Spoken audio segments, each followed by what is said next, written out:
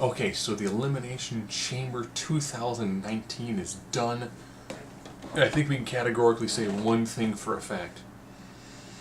The Chamber is not designed for tag team matches. We've seen two of them. Both of them have been clunky because you get too many bodies in the ring and it just does not work.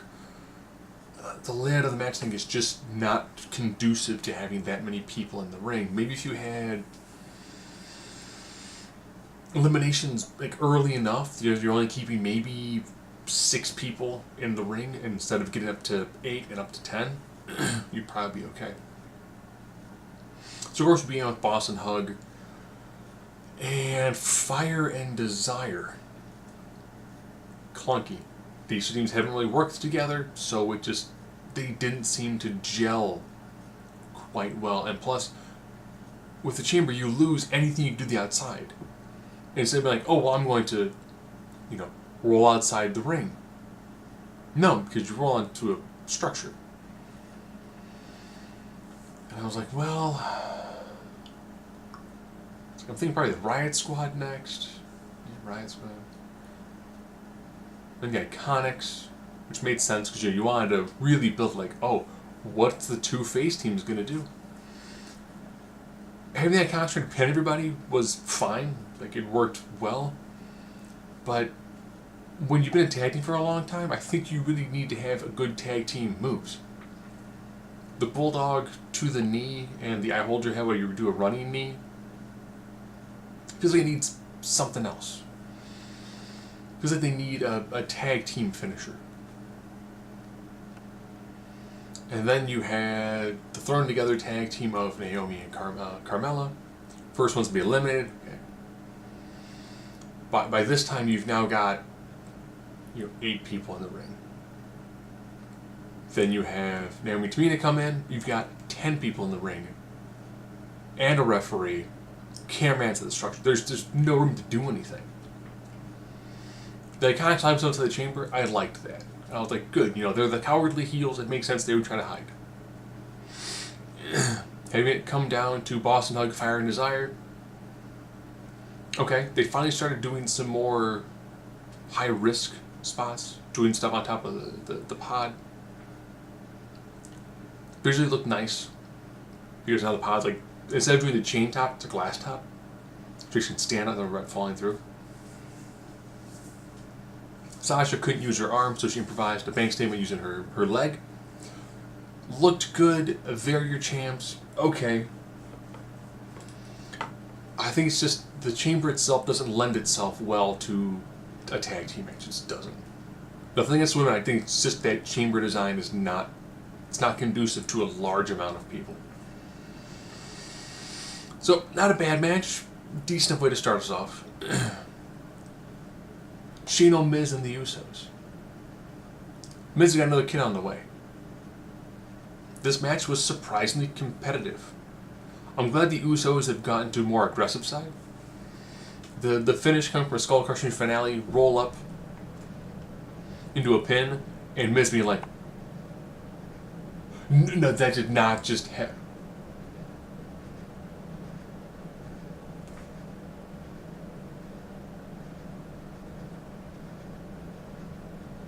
It was just a really great visual for it.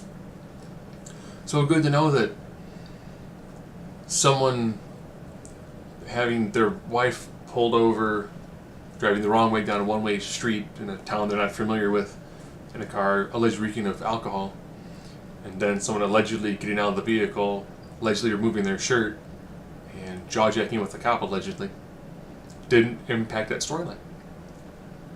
Okay. 2 matches in, 2 new champs. Okay. Finn Balor taking on the team of Lio Rush and Bobby Lashley. Announcers ruling this match, but like, oh, the weak link is Lio Rush. Well, now I entirely know how this match is going to finish out. Lashley dominates the whole time. Leo's like, don't worry, Bobby. I got him, Bobby. I'll take care of him, Bobby. Look, my frog fetch, Bobby. I missed. Balor's like, little dude, big dude. Little dude, big dude. Little dude, big dude. I'm gonna take the little dude. That big dude down. Coup de grace. 1, 2, 3. I'm your new champ. Okay, 3 matches up. 3 belts have changed hands. Okay. Strowman Corbin was the reverse of their last time they had a no DQ match. Because as Strowman was absolutely brutalizing. Corbin put him through a table, and then magnet music hits. I'd almost think that you would just be like, oh no, there's your theme music. Screw it. 1, 2, 3. Yeah, I'm going to pin him first, because unless you do a sprint, you're not getting into this ring in 3 seconds. But ladies and gentlemen, guy goes, Bobby with the chair. So they both beat him down with chairs. Ring rings it in, double table, shield power to the double table, 1, 2, 3. Baron Corbin beats Strowman, so that's 1 for 1. Yay! 50-50 booking. Ronda Rousey and Ruby Riott barely get started. Ruby tries to play mind games. Ronda, dressed fresh from the set of being Sonya Blade, hits a couple moves, screams flawless victory, and then defeats her. But then Charlotte's like, oh, don't worry. I've been watching this from ringside. And I'm going to take your title at point aside. And then hobbling through the arena, it's Becky Lynch. Hobbling in the ring, it's Becky Lynch. Screaming from the crowd, Becky Lynch. Becky on crutches. Kills Charlotte with the crutch. I mean, I'm watching it going, okay, yeah, like Charlotte's like visibly busted open and bleeding because you probably can't be like, okay, this is a hollow metal tube, with bolts holding together sections of like hard plastic and foam. Okay. What do you do? I'm gonna swing it like a ball bat. Beats down Charlotte. Goes to hand one of her crutches to Ronda, like, you want some? Go ahead. Just go ahead. And then she brutalizes Ronda. Okay. So, I'm glad they didn't put a lot of build into the Ruby Riott match.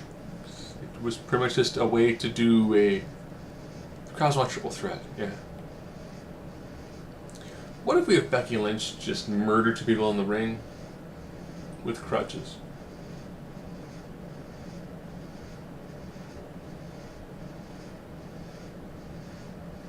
See what the crowd thinks. The crowd liked that Becky Lynch murdered 2 people in the ring with crutches. Okay. So, that means at WrestleMania, it's going to be 4 objects on a pole match. We're going to have crutches on one. We'll have to have like a briefcase on the other, which may or may not lead you being fired. Then we'll also have a rat cage, which may or may not have a rat or a trap in there. And then the last one will be the title, but they're all going to be inside boxes. So you don't know what you get, so you climb up to the ring and throw the box in the center and bring the box up.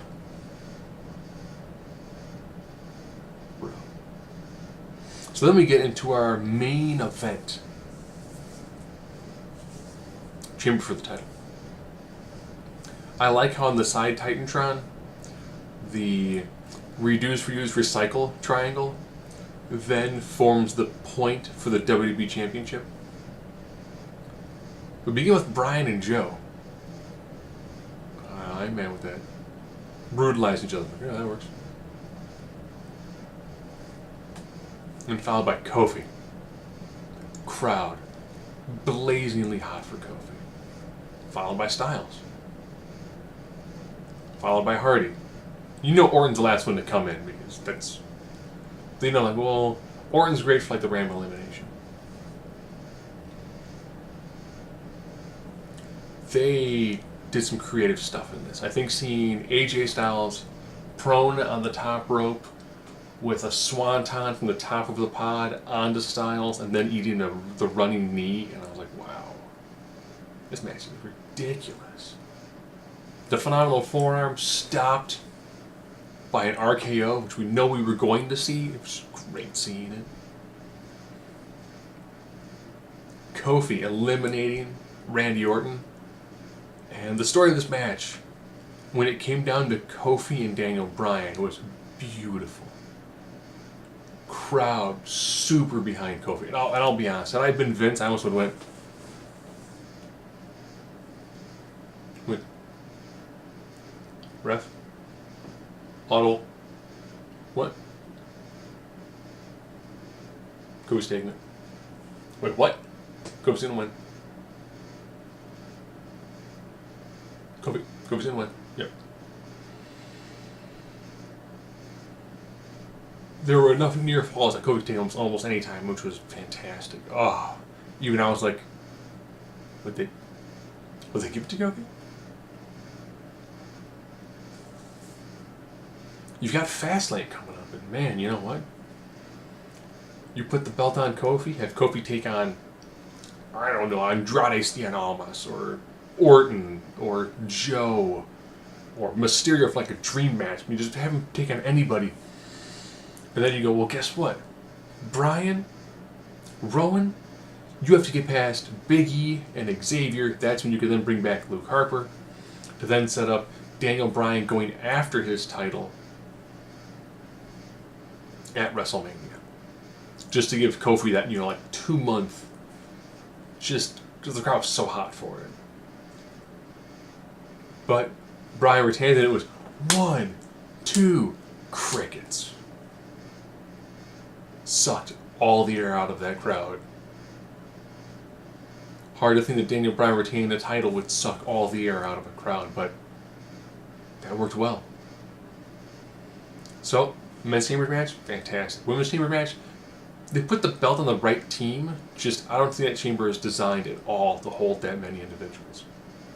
Unless, of course, you keep it down to, like, if you're doing 6 teams, the most you have in there is 3 teams at a time. It means when Team 4 comes in, they eliminate one of the earlier teams. Or they get eliminated real quick. Just do something to keep it down to 3 teams, 4 teams for a little bit, but not extended periods of 4 teams. There's just not enough space to make that seem to work in any sort of logical coherence.